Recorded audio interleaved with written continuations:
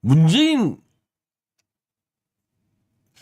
나는 정말 문재인이도 거의 한동훈만큼 나쁜 놈이라고 보는 게, 아니 이재명이 송영길이 구속될 판인데 모른 체하고 동상 챙기고 지 부친 챙기고, 어?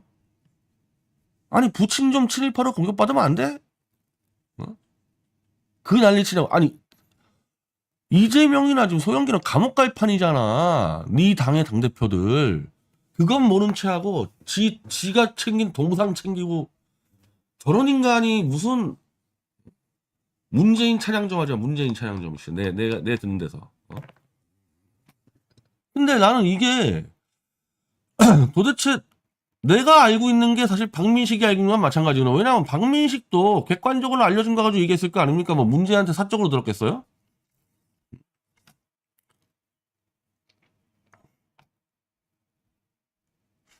자, 백선엽이 20몇 살 때 친일파를 한다면 문재인의 부친인 문용형도 거의 나이가 똑같다. 흥남시 농업기장을 했다. 이거 친일파 아니냐? 뭐 농업기장이면은 이제 간부직이니까 이 관료고 백선엽은 군인이고 지금 논리가 맞는 얘기죠. 백선엽을 친일파라 그러면은 문재인 부친이 농업기장하고 있는 것도 친일파로 봐야 되는 거죠. 그래서 그 당시 젊은 20대, 뭐 30대까지 꿈이 그때는 직업이 별로 없었잖아요. 그래서 군인이 되려면은 만주 군관학교 가는 거고 자기가 공무원 하고 싶어. 그럼 일제 관청에 들어갈 수밖에 없지 않습니까? 이런 걸 갖고 친이라 하면 안 된다라는 게 식민지 근대화론의 뼈대예요. 그러니까 식민지 근대화론이 나쁜 이론이 아니야. 일제가 근대화 시켜주니까 고맙게 생각하자. 그거 완전히 왜곡이고 이런 걸 일제 하에서 일제가 나라를 강탈했다 해가지고 그 시대를 살아가는 젊은이들이 다 꿈을 잃고 다 드러누워 있어야 되는 거냐? 아니다. 군인도 돼야 되고 교사도 돼야 되고 관료도 해야 되고 경찰도 해야 되고 그래서 그렇게 훈련을 쌓은 사람들이 나중에 건국이 됐을 때 대한민국 정부를 담당했다. 그래서 식민지 근대화론이 아니라요. 내가 볼 땐 이 언어를 식민지 건국론이라고 하는 게 더 맞는 표현이에요. 그러니까 식민지 안에서 대한민국 건국의 기틀을 만들어냈다는 얘기거든요. 나쁜 얘기가 아니잖아. 물론 그걸 주장하는 놈들이 싸그리 윤석열 만세 부르면서 변절하는 걸 보면서 야, 요 담론은 실천 과정에서 치명적인 변절 바이러스가 끼어 있구나. 그러니까 변절자를 옹호하는 담론으로 악용되는 게 거의 필연적인 담론이어서 이 담론을 대한민국의 메인 담론을 가기는 어렵다. 메인 담론은 일제시대 때 독립운동한 거 이걸 우선 놓고 근데 독립운동 아무나 하냐 이거야. 아무나. 그 당시 독립운동은 기본적으로 해외 위주로 하게 돼 있는데 상해 아니면 미국 아닙니까? 거기서 독립운동 할 수 있는 사람들은 정말 특수계층이야. 특수계층. 일반적으로 살아가는 김대중이도 만주 거기는 군관학교가 아니라 건국학교. 즉 일본의 고위 관료를 양성하는 만주 건국학교 진학을 준비하다가 태평양 전쟁이 터져서 못 갔어요. 자, 가난한 농부의 아들인 박정희 만주 군관학교 가지 않았습니까? 그 김대중이나 박정희 같은 가난한 농사꾼의 아들들은 그렇게 할 수밖에 없었던 거야. 독립운동한 사람들 대다수가 상류층이야, 상류층. 그래서 어디 미국 유학 가고 영국 유학 가고. 저 누가 윤보선 씨 영국의 에덴버러 대학 유학 갔다 온 사람이고 히니키 씨 일본 와세다대 출신이고 이승만 대통령도 프린스턴대 출신들 아닙니까? 일반적으로 독립운동가들은 해외하고 연결이 돼 있기 때문에 최고 상류층이 하는 거고 가난한 농부들은 도리가 없어요. 그렇게 살아왔단 말입니다. 그걸 친일파라고 분류할 수 없다. 다만 어쨌든 그 시대에 독립운동한 사람들이 있으니까 일제 부역해서 자기 개인의 삶을 누린 사람들이 독립운동가들 앞에서는 머리를 숙이고 존중하는 마음이 있어야 되는 거죠. 근데 그걸 이제 이 뉴라이트나 이 윤석열 떨거지들 변절자들은 자신들의 변절을 옹호하기 위해서 오히려 독립운동하는 사람들을 음해하고 막 소련과 연결돼 있다 뭐 음해하고 변절한 사람들을 막 진짜 이 대한민국 세력으로 이렇게까지 가면 안 된다 이겁니다. 약간의 층위는 둬야 돼. 이 사람들을 친일파로 몰아서는 안 되지만은 그래도 독립운동한 사람들이 위에 있고 열심히 교사 생활하고 관료 생활하는 사람들은 요 정도 있고 이렇게 가는 게 적당한 것 같아요. 그 점에서 저는 문재인이든 백선엽이든 친일파라고 보면 안 된다는 입장이겠죠, 당연히. 자, 그러니까 사실은 명예훼손이라고 얘기를 하면 안 되는 게, 박민식은 문재인 부친도 친일파가 아니고 백선엽도 친일파가 아니라고 주장했잖아요. 그러니까 사실은 명예훼손이 아닌데, 왜 문재인은 발작 증세를 보였냐, 발작 증세를 보여가지고, 문재인의 부친이 친일파라는 주장은 완벽한 것이, 친일파라고 주장한 게 아닙니다. 백선엽을 자꾸 친일파로 몰려면은 문재인도 부친도 친일파니까 다 친일파가 아니라고 주장한 거죠.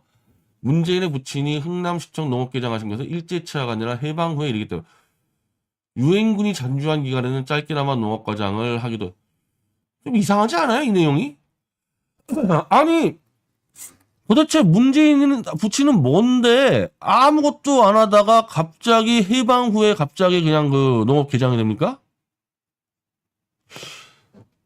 문재인의 책 운명에도 상세히 나와 있다? 나 이 책을 읽었는데 지금 내 기억이랑 달라요. 그러니까 문재인의 지금 운명을 내가 못 찾아서 그러는데, 그래서 이제 제가 나무위키를 찾아봤는데, 나무위키가 내 기억이랑 같이 같도록 나와 있어요. 나무위키도 대부분이 인용된 거기 때문에, 요거 보세요. 문재인의 아버지는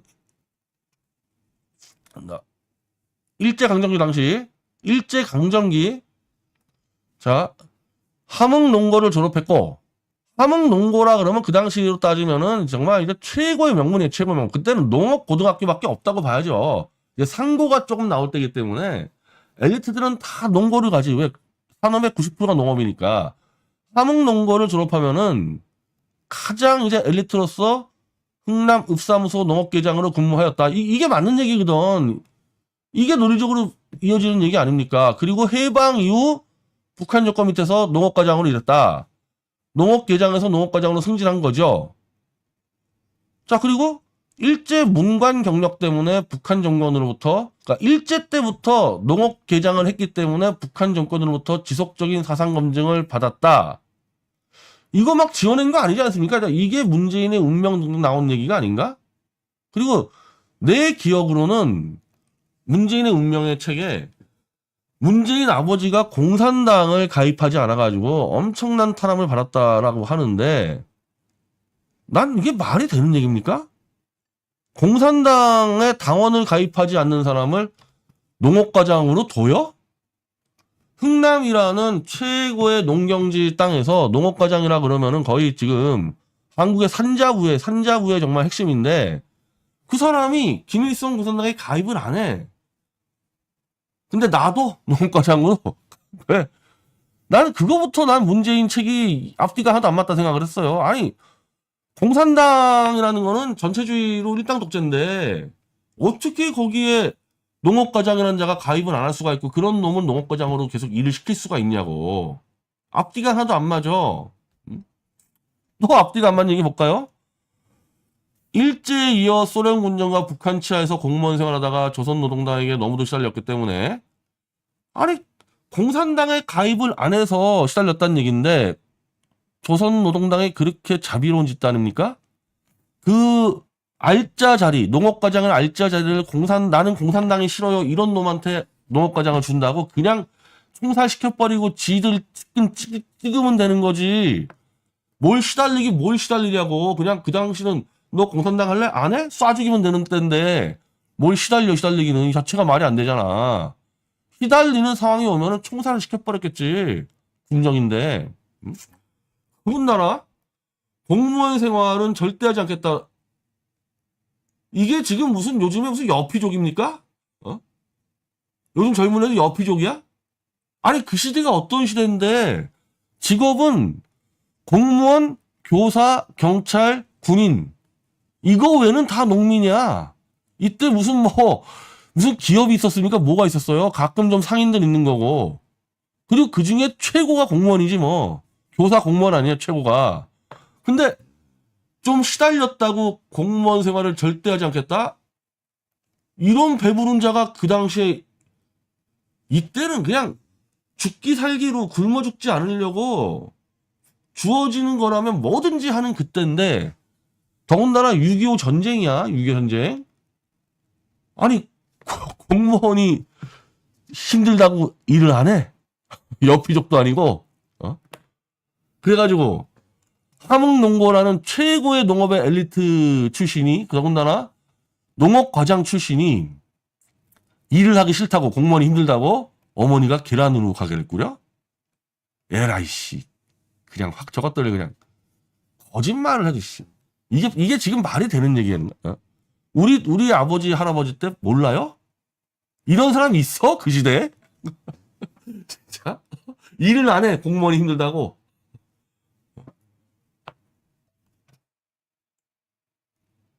자, 아버지 문용영은 양말을 떼다 양말 떼는 판매상은 또 쉽습니까? 그 사업은 공무원이 훨씬 쉽지? 근데 사업을 실패했다 이거야. 실패했는데 문재인의 운명에서도요, 요 다음에 문재인 아버지 얘기가 없어요. 아니, 우리나라에서 진짜 이 당시에 사업했다면 다 망하고 다 그런 시대 아닙니까? 사업 한두 번 망해봅니까? 근데 그 엄청난 엘리트가 자기 농업 관련 일은 하지 않고 양말 떼다가 사업하다가 망했다고 그걸로 인생을 끝내요. 그 다음부터 아무 일도 안 해. 아마 이때 20대 후반일 거 아닙니까? 나중에 60대까지 사는데 20대 때 사업 실패했다고 나중에 40년을 그냥 놀고 먹어? 그러면서 어머니가 실질적으로 생계를 책임졌다. 어머니는 뭐 또 사업에 무슨 엄청난 무슨 뭐 대가냐? 좌판 연탄 배달. 아버지는 연탄 배달하면 안 돼? 어머니 연탄 배달하는데 아버지는 사업 한번 실패했다고 40년을 들어 누워 있어? 그래서 너무 가난하게 살아가지고 뭐 분유가루를 나눠줄 때 그걸 받아올 그릇이 없다. 아까 연탄 배달할 때 아버지는 들어 누워 있고 어머니가 연탄 배달하느라고 돈이 없어가지고 에라이씨. 하여튼 문재인이 아버지의 인생은 문재인의 말로 볼 때는 앞뒤가 하나도 안 맞아들어가. 하나도 안 맞아들어가. 이번 기회에 박민식은 그 보수에서 나온 그거 꽤 많이 논리를 맞춰놨어요. 저 그거 그렇게 쉽게 유언비어로 보지 않거든요. 그 조우석, 저 뉴스타운의 조우석 기자가 상세하게 정리한 게 있는데 이게 지금 문재인의 아버지 삶이 하나도 안 맞아 들어가잖아요. 이게 문재인의 아버지가 북한 인민군 출신이었다고 하면요, 이게 쫙 맞아 들어가 앞뒤가. 진짜 그게 원래 이런 이 시나리오 짤 때 기본이거든요. 앞뒤가 맞게끔 쫙 짜면요, 이제 그게 진실일 가능성이 높죠. 지금 문재인 아버지가 농업계장, 농업과장이었다 그러면요, 하나도 안 맞아 들어간다니까? 근데 인민군이었다 그러면 쫙 맞아 들어가요. 한번 박민식이 질러봐. 요즘에 뭐 보수들에게 영웅 취급받던데 한번 질러봐. 그래서 한번 붙어봐. 그렇게 밀리지 않을 겁니다, 논리적으로. 이 문재인 아버지 지금 당장만 해도 이상하잖아. 이렇게 상세하게 일제 때 농업기장으로 했다 그랬는데 해방 때부터 했다. 그러면 일제 때 뭐 했어? 그러니까 농고를 언제 졸업했냐고, 농고를 요때. 요거부터 다 정리가 지금 제대로 안 돼 있는 거거든요. 나중에 제가 이 정권 제가 만들어내면요, 요거 반드시 주실 겁니다. 요 문재인 아버지 문제 이거.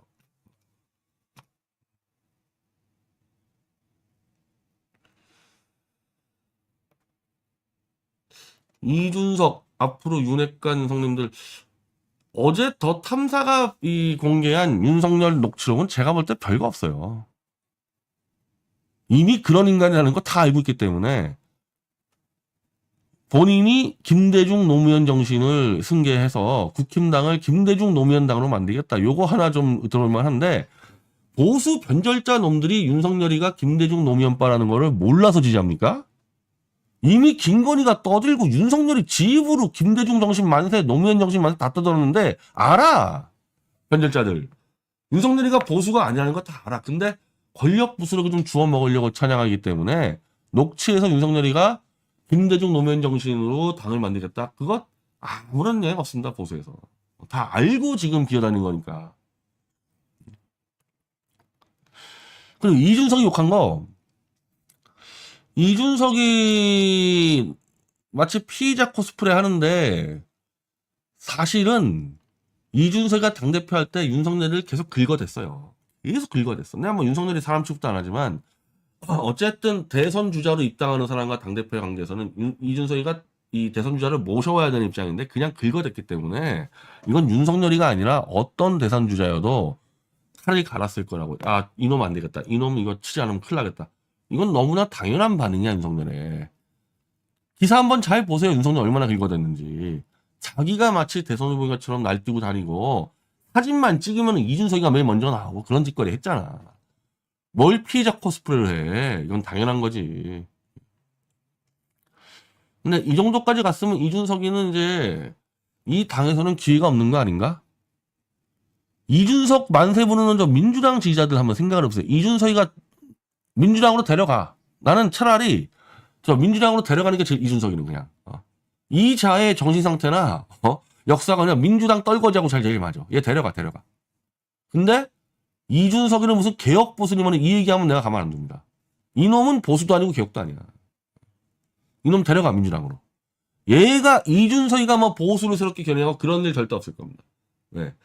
이놈은 사기 거짓 탄핵의 앞잡이였기 때문에 지금 어쨌든 박근혜가 뭘 어쩌고 관계없이 박근혜가 지금 윤석열하고 손을 잡든 말든 관계없이 그 탄핵 자체는 조작 사기 탄핵이었어요.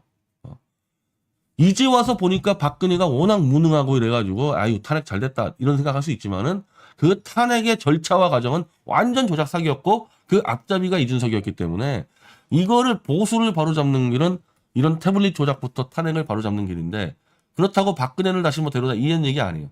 이런 과정에서 사기 탄핵의 앞잡이들은 다 척결되게 돼 있단 말이에요. 이준석이, 김무성이, 뭐 유승민이. 그리고 탄핵 무효 플러스 알파 윤석열과 싸운 사람들이 보수를 재건합니다. 그러니까 당연히 최대집 중심으로 보수가 재건되게 돼 있지. 이준석이는 거기 명함도 못 내미고 이쪽이 까불면 뼈도 못 치려. 윤석열하고 그냥 소꿉놀이 하면 딱 맞는 수준이에요. 이거.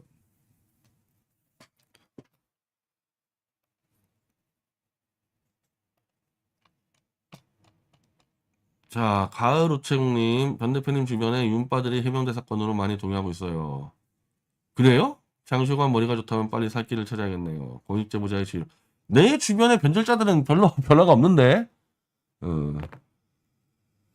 신정민님, 멍청한 한동훈이 어떤 잔머리를. 멍청이 정말 멍청해요. 저 장시호를 재판에 불러온다는 게 어떤 의미인지를 장시호한테 이제 칼 맞는 거지. 유진희님, 펜코 같은 남초가 왜 변인자 태블릿을 아직도 못 믿고 거부하는지 어려. 이준석이 따까리 들이니까. 그래서 이재명이고 박근혜고 이준석이고 따까리 하는 놈들은 다 제끼고 가야 돼요. 유진희님, 변인자님이 이 일 끝나면 젊은 오빠